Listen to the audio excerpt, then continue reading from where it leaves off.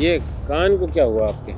ये रेसलिंग से टूट जाते हैं अपना आप। अच्छा, हाँ, रेसलिंग करने से कुश्ती। सरकार द्वारा हमें पैसे दिए जाते थे, ठीक है। तो वो हमारे इतने समय से आए नहीं है, रुके हुए हैं। हमारे जो खिलाड़ियों का हक है वो हम सबको मिल जाए, जिससे जो पहलवान है वो अपनी पहलवानी कर सके। बोले ऑनलाइन चढ़ा दो, आपको आ जाएगा, हो जाएगा सब। ठीक है। सबको ऑनलाइन से लगवा दिए, सारी प्रोसेस था जितना कर दिया, फिर भी कोई कुछ भी अभी 3-4 साल हो गए, ये वैसे ही अटका हुआ है। यहाँ पे आउट ऑफ टर्न की फाइल की वजह से आते हैं, तो अधिकारी बोलते हैं अभी वेरीफाई हो गई, वहाँ पे गई सचिवालय गई, वहाँ से उल्टी आएगी। 4-5 बार चक्कर लगाते हो गए, यहाँ पे 2-3 साल हो गए लगाते हुए चक्कर। एग्ज़ाम मांग लिया तो हम एग्ज़ाम पास नहीं कर पाए, तो वो पढ़ाई करेंगे या फिर पहलवानी करेंगे। 2022 में फेडरेशन में लड़ाई नहीं थी, एक ही चैंपियनशिप हुई थी।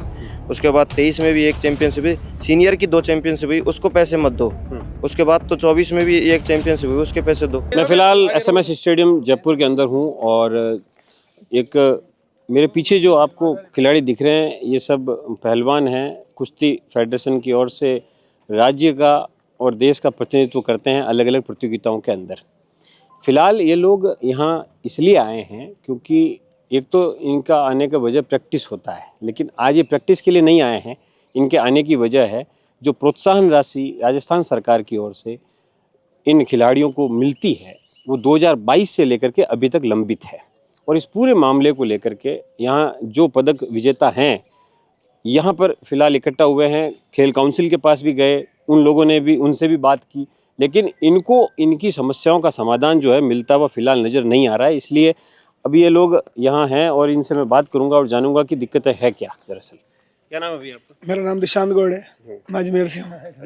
आप कौन सा गेम? मैं रेसलिंग से कुश्ती से हूँ। यहाँ पर हम इसलिए आए हैं कि हमारी अनुदान राशि मिलती थी हमारे को। पहले राजस्थान में हमारा जो फर्स्ट सेकंड थर्ड आते थे तो सरकार द्वारा हमें पैसे दिए जाते थे, ठीक है। तो वो हमारे इतने समय से आए नहीं है, रुके हुए हैं। उसकी जानकारी लेने हम आए थे, तो कुछ तो हमारे सर्टिफिकेट इन्होंने पास कर दिए। हमको कहा कि आपको 2025 के बाद के मिलेंगे, 2022 से 2025 तक के आपको पैसे नहीं दिए जाएंगे। हमने इनसे कारण पूछा तो ये कह रहे हैं कि हमारे को इस प्रश्न को उन्होंने जवाब दिया नहीं है। कुछ ये फेडरेशन का हमको हवाला दे रहे हैं, लेकिन फेडरेशन हमारी बहुत अच्छे से काम कर रही है, लेकिन ये फेडरेशन की कह रहे हैं कि उस कारण हमारे को पैसे नहीं दिए जा रहे हैं। तो हमको भी संतोषजनक जवाब यहाँ से नहीं मिला। हमारी यही मांग है कि हमारे जो खिलाड़ियों का हक है वो हम सबको मिल जाए, जिससे जो पहलवान है वो अपनी पहलवानी कर सके। आप क्या कहेंगे भैया? सीएटी को उठा दी जाए, हाँ, बस इतना ही कहना चाहता हूँ मैं तो। और आउट ऑफ टर्न वालों को नौकरी दी जाए। आपने राज्य का प्रतिनिधित्व कब कब किया है? कौन कौन से मेडल लिए हैं आपने? यानी कि आपने तो यानी कि 7 का है, एक तो आउट ऑफ टर्न के लिए। ठीक ये लड़का ठीक है। राजेश माजरा, हाँ। ये बता रहा तू। मेरा 2024 में मेडल है सीनियर नेशनल में। ठीक। अभी तक कोई आउट ऑफ टर्न में कोई नियुक्ति नहीं दी, हाँ। ना ही पैसे डाले 21 से लेकर 25 तक। अच्छा, अभी बोल रहे हैं 25-25 के डालेंगे 2025 में। फिर इसका मतलब अच्छा, ये 2022 में जब आप जीते और जब आप यहाँ आए, आपने आवेदन किया होगा, तब इनका जवाब क्या था? बोले ऑनलाइन चढ़ा दो, आपको आ जाएगा, हो जाएगा सब। ठीक है। सबको ऑनलाइन से लगवा दिए, सारी प्रोसेस था जितना कर दिया, फिर भी कोई कुछ भी अभी 3-4 साल हो गए, ये वैसे ही अटका हुआ है। अभी कई लड़कों को रिजेक्ट भी बता रहे हैं उसमें। और इनसे मिल कर आते हैं तो ये यही बोलते हैं कि ACS खेल जो है, हाँ कौन देख रहा है? प्रवीण गुप्ता। हाँ उनके हाथ में। हाँ, वहाँ जाओ, सचिवालय जाओ। हाँ। सारे रिजेक्ट बता रहे हैं इसमें। अच्छा। हाँ, 25-25 वाले हैं वो बता रहे हैं। और इसका मतलब ये कितनी इनामी राशि मिलती है, एक बार आप मुझे बताएंगे? ये स्टेट में फर्स्ट को 1 लाख रुपए मिलती है। स्टेट में जो फर्स्ट आता है हाँ। उसको 1 लाख रुपए। सेकंड को 50,000। ये कैसे मिलता है? एक ईयरली मिलता है कि पर मंथ मिलता है? नहीं, ईयरली। हर कम साल का 1-2-3 कंपटीशन होते हैं, हर कंपटीशन के 1 लाख रुपए। हर कंपटीशन सीनियर में है? हाँ, सीनियर के 1 लाख है, जूनियर के 70,000 है, गोल्ड के 75,000 है। अच्छा, ये राशि है। तो अभी तक ये 2022 से लेकर के अब तक नहीं मिला है? नहीं मिला 1 अच्छा, रुपया। उससे पहले क्या स्थिति थी भैया? उससे पहले सही थी, पैसे भी आए थे हमारे। तो कांग्रेस की सरकार हाँ, थी। हाँ, हाँ, उस समय पैसे मिलते थे? हाँ, 2021 में रुपए आए थे। आपको कितने बार पैसे मिले हैं? 1 बार मिले। कितने मिले? 3 लाख के करीब। 3 लाख के करीब। अच्छा, लेकिन अब 2022 के बाद जब से सरकार बदली है उसके बाद से 1 रुपया आपको ना नहीं तो आया? पैसा है ना नौकरी आई, ना कुछ नौकरी। नहीं। अच्छा, 2 साल हो गए नौकरी के लिए अच्छा, भटक रहे नौकरी हैं। का प्रावधान क्या था इसमें? आउट ऑफ टर्न के तहत क्या प्रावधान था नौकरी का? सीनियर में मेडल लाओ। हाँ। और यहाँ अपन भरा दो, ये एप्लीकेशन लगाओ। हाँ। और फिर ये प्रोसेस था, ये 5-7 महीने का प्रोसेस होता है। लास्ट 2 साल हो गए, हाँ। इसमें कई लड़के फंसे हुए हैं। हाँ। कभी कुछ लगा देते हैं, कभी फाइल वापस आ गई, आगे पास आती जाती रहती है। अच्छा, आप किस में भैया? पैरा गेम से हूँ मैं। पैरा नेशनल- गेम से? हाँ, नेशनल मेडल है मेरे पास। अच्छा। 2024 में लगा था गोवा। हाँ। यहाँ पे आउट ऑफ टर्न की फाइल की वजह से आते हैं, तो अधिकारी बोलते हैं अभी वेरीफाई हो गई, वहाँ पे गई, सचिवालय गई, वहाँ से उल्टी आएगी। 4-5 बार चक्कर लगाते हो गए, यहाँ पे 2-3 साल हो गए लगाते हुए चक्कर। अधिकारी बोलते हैं अभी आपकी फाइल सचिवालय गई, फिर आते हैं वापस आ गई फाइल, ऐसे बोलते रहते नहीं, हैं। फाइल वापस क्यों आती है? मतलब वो क्या कारण बताते अब हैं? ये इनका इशू बताते नहीं ना, ये बोले सरकार का मामला है, ऐसे करके बता देते हैं। सरकार जब से आएगी जब भी देखिए हमारा काम है, बाबू बोलते हैं कि हमारा काम है, यहाँ से वेरीफाई करके भेज देते हैं हम। आपने कब पदक जीते हैं? 24 में जीता था मैंने। क्या कौन सा पदक जीता? हाई जंप में ब्रॉन्ज मेडल था नेशनल। हाई जंप में ब्रॉन्ज मेडल था। हाँ, अच्छा, उसका आपको कितना पैसा मिलना था? एक भी पैसा नहीं मिला अभी तक, कुछ नहीं मिला। कुछ नहीं मिला। मिलना कितना था? मतलब तो वहाँ के 3-4 लाख रुपए अटके हुए हैं मेरे। 3-4 लाख। आपका क्या दिक्कत है सर? सर मेरी तीनों बेटे रेसलिंग में हैं और तीनों इंडिया मेडलिस्ट है। हाँ। राजस्थान सरकार से यही निवेदन करता हूं कि अगर स्पोर्ट्समैन से अगर आप मेडल मांगते हो तो सीईटी कहाँ से वो पढ़ेगा या मेडल देगा?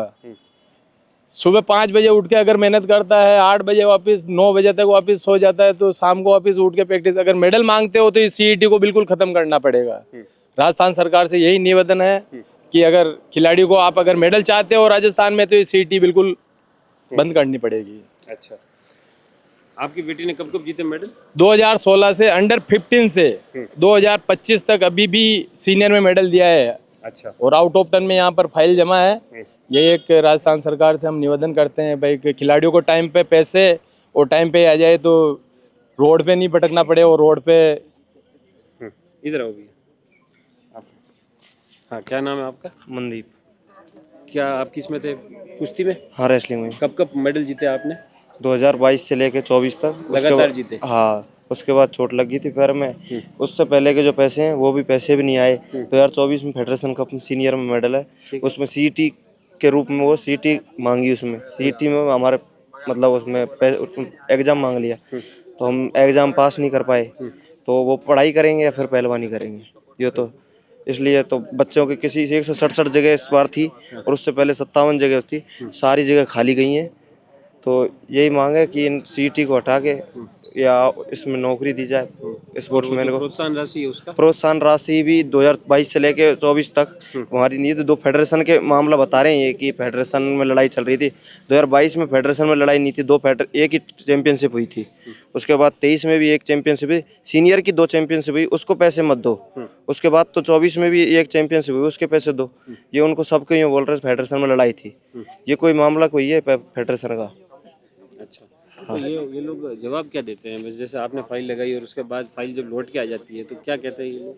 ये बोलते फेडरेशन में लड़ाई है, मतलब आपस में फेडरेशन में नहीं बन रही। अब जिस फेडरेशन साल लड़ाई नहीं है उसके लिए क्या कहते हैं? उसका भी मतलब उन्होंने 18 से लेके अब हमारी जो फेडरेशन है ना, उसमें राजीव दत्ता जी कुश्ती संघ के अध्यक्ष बने, उससे पहले उमेश जी थे।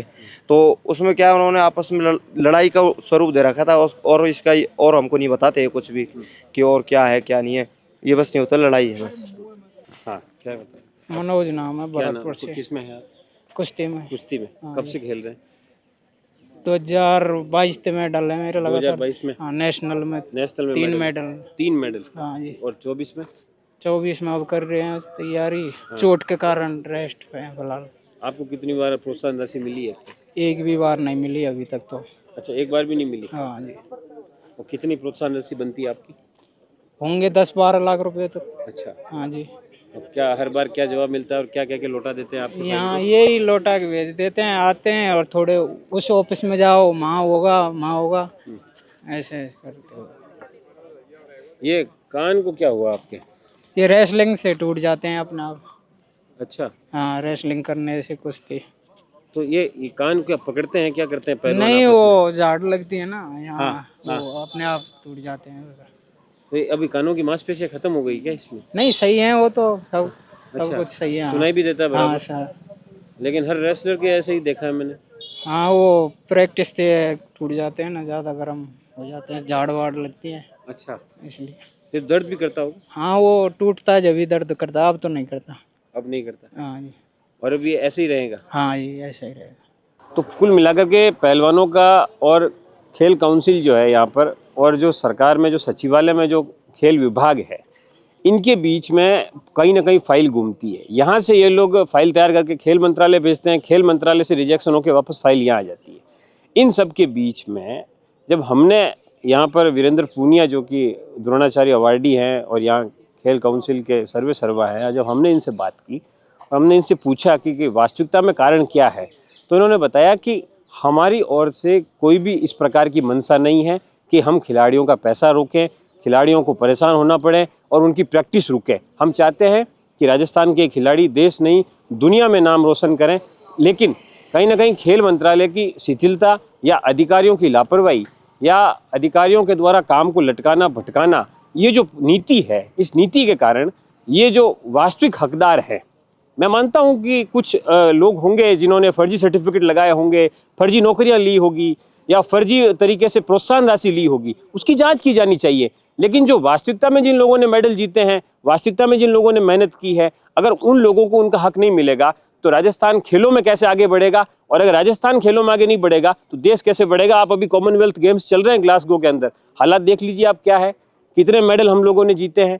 और अगर सरकारें कोई उदासीन रवैया, एक सरकार का अच्छा रवैया होता है, सरकार बदलती है तो उसका रवैया बदल जाता है, तो कहीं ना कहीं पॉलिसी जो मेकिंग है उसको या अफसरों को, इन राजनीतिक पार्टियों को खेल को अंदर राजनीति को शामिल नहीं करना चाहिए। और मैं ऐसा समझता हूं कि इसके ऊपर जाकर के कहीं ना कहीं सोचना होगा, तब कहीं जाकर के ये जो खिलाड़ी है इनकी मेहनत रंग लाएगी और देश का नाम भी ये लोग रोशन करेंगे। नमस्कार।